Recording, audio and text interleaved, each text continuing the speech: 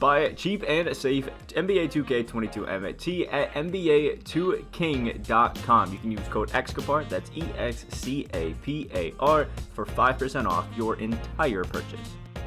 Alright, so we're going to be doing a video that I don't normally or do all of that consistently, but it's the best snipe filters and ways to make MT in 2K22 MyTeam right now. So if you guys are excited, the like button down below, comment what you guys think, and all of that wonderful stuff. So yeah, we're going to get to it. So there's a few different ways, obviously, to make MT. My personal favorites, honestly, are just kind of play triple threat offline and then play clutch time.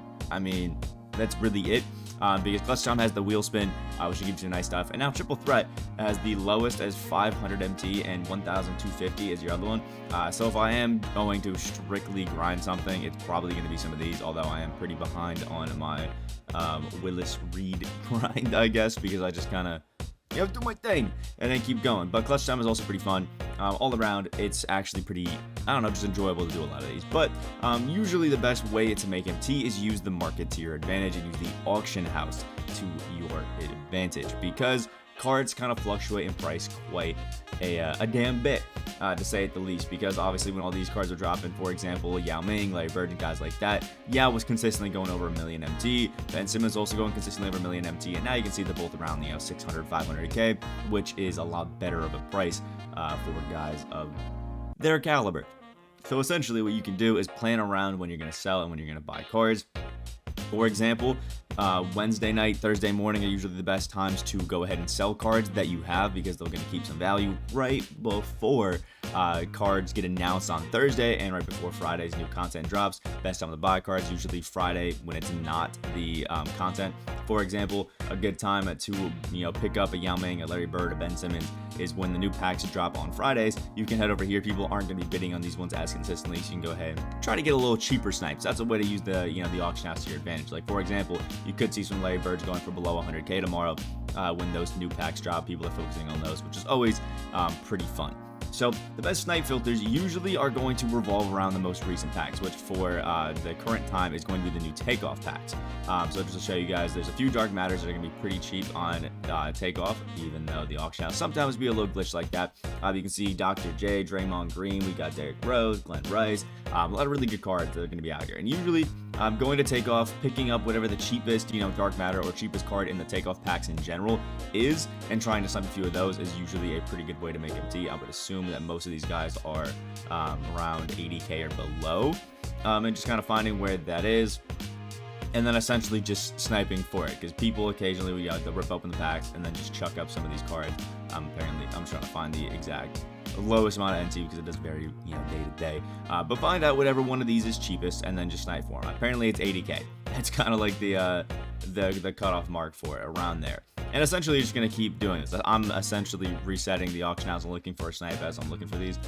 So I'm not really too hurt by it. 85k, maybe 90k is the cutoff. Maybe I was tripping a little bit. There we go. 85,900 is gonna be Glenn Rice. So now that we know what the cheapest of these guys is, we can essentially just keep, searching the auction house, trying to find whatever snipes that we can for these dark matters. Obviously, to snipe, you set up whatever your filter is, got a maximum bid, put that up to 100, and then just kind of keep chucking it down. If you're somebody that likes to see one of the cards and have to move over to the right, you can leave that Glenn Rice up.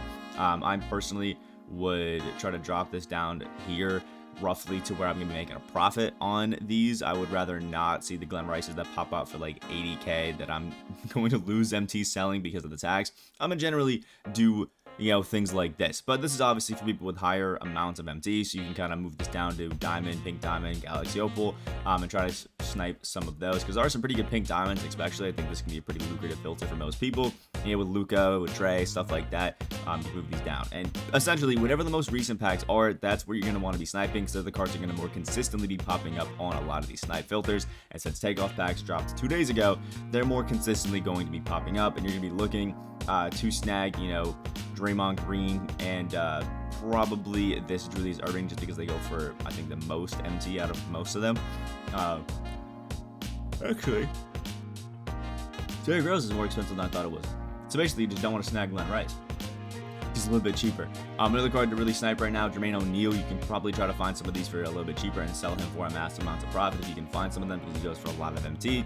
I think the one that most recently dropped was this Luka Doncic. So he's going to be the pink diamond that pops up a lot. Get him for 15, 20K, and you can flip him for some pretty nice profits, which is always pretty nice.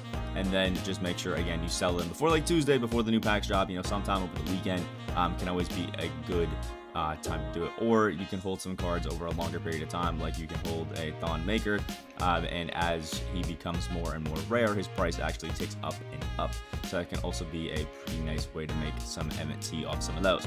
Now, for people who have a little bit less MT, heading over to the auction house and just trying the 500 filter is obviously something that can work for people. Your maximum buyout is 500, and you just kind of keep refreshing, trying to find something that anybody puts up for 500 MT and immediately snipe it.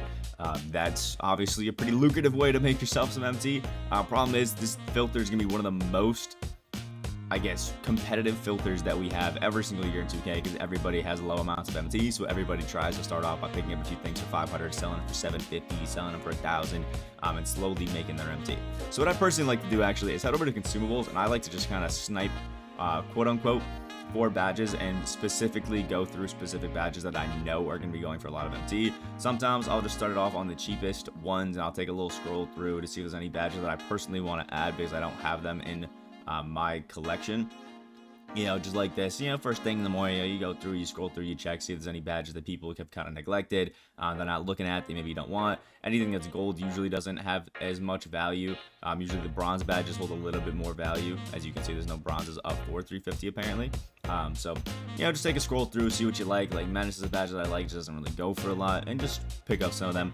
But the way to actually consistently make MT is scroll through badges that you know go for a lot of MT, that you know people are going to want more consistently, and then just try to snipe a lot of those. For example, stuff like Hyperdrive can sometimes go for a bit of MT, depending on what tier you're using at it, depending on who drops it, doesn't have it.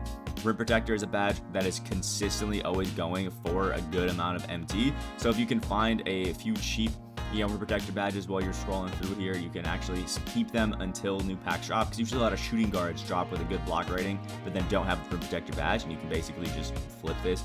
Stupid easy, you can see none of these are going for insanely cheap, but it's definitely something you can look at. You can see the silver and the gold versions of Rim Protector are going for well over 2K, so you can kind of just sit here, snipe through, try to find something that's relatively cheap. You can find a lot of badges that people just throw up for like 1,000 MT that are the good badges just because they don't understand that they're the good badges, and you can kind of get some really nice ones out of that. This is my favorite way to make MT, just kind of go through and pick out ones that I know people want.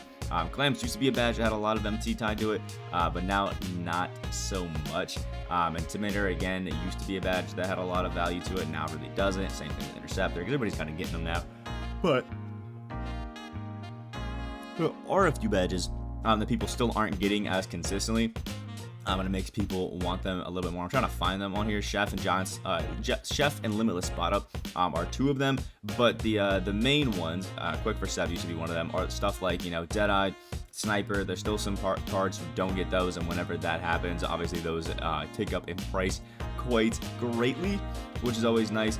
Or what you can also do is go ahead and check out on sites like 2KDB or stuff like that, or you can take it the easy way. Find an auction house, and then you can go through to the upgradable badge sections on cards that people may want, that are new. And you can go through, you can see this Draymond Green is missing Limitless Takeoff, Dream Shake, Chef, Fade A, Circus 3's Lucky Number 7, and Hook Specialist. And basically, these are badges that people are going to want to pick up just to finish upgrading their Draymond Green. You can see I already did that. I added all the cool badges that I needed to do to my Draymond Green. So most people are going to try to go ahead and get these, which means those are going to go up in price because more people are buying them, and you can go ahead and essentially make more MT off of that, which is always pretty nice. If you want another pretty easy filter to go ahead and make some more MT, Dark Matter, just a generic Dark Matter one. Since most Dark Matters hold or retain a pretty decent amount of value, I'm pretty sure the takeoff ones are the most cheap ones still. And if you want to snipe for some of the Dark Matters but still want to include guys like Glenn Robinson or any other ones, you can just do an overall Dark Matter filter and just kind of keep picking things up. Another one that can kind of work pretty well are just going super cheap on stuff like diamonds, because a lot of these diamonds can go for really cheap. Some people put them up for values that are less than quick sell, so you can pick them up, for example, 1,000 MT, but quick sell for like 1,100. you just, a basic example. And you can pick up a lot of cards that people just don't realize they're putting up for too low of an MT, where they don't make any profit whatsoever, but you make a massive amount of profit, and it's always just pretty nice. Because if you consistently can get a few, diamonds for less than 1,000 MT, you can quite consistently make just small amounts of MT here and there. And same thing that goes for the pink diamond. Whatever the quick sell value is, try to find some guys below that, and you'll generally be okay. Especially if you are snagging some of these, after time has passed. This can be pretty fun.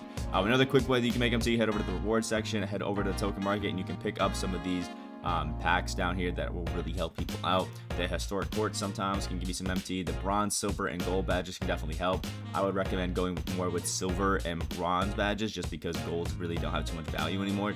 And you can just consistently be picking these up with your tokens, since the token market is not the most insane, and then selling whatever badges that you get out of there. You can also pull these diamond shoe boosts, because I've talked to a few people, and what they have said is they actually basically they pick up all of these throughout the week, especially ones that they know people are going to want. Interior defense, for example, block, driving dunk, 3-point, some rebounding for some players, free throw for some players, ball handling, speed, and speed with ball are the two biggest ones that everybody wants to make sure that they have. And you pick a few of these, boosts, and throughout the week, they're going to be, cheaper, but then a card's going to drop that people want to add these shoe boosts to, and they're going to be insanely expensive. So look out for those ones. Speed, speed with ball, block, interior defense, perimeter defense, strength sometimes, driving dunk, 3-point shot. All of those will go for a little more. Steal as well goes for more MT, and even some of these gold ones you can pick up for a good amount of MT as well for pretty cheap. Look at this. Speed on gold is still going for like above 2,000 MT. You can pick a few of those for really, really cheap, and then once cards drop, people are really going to want those.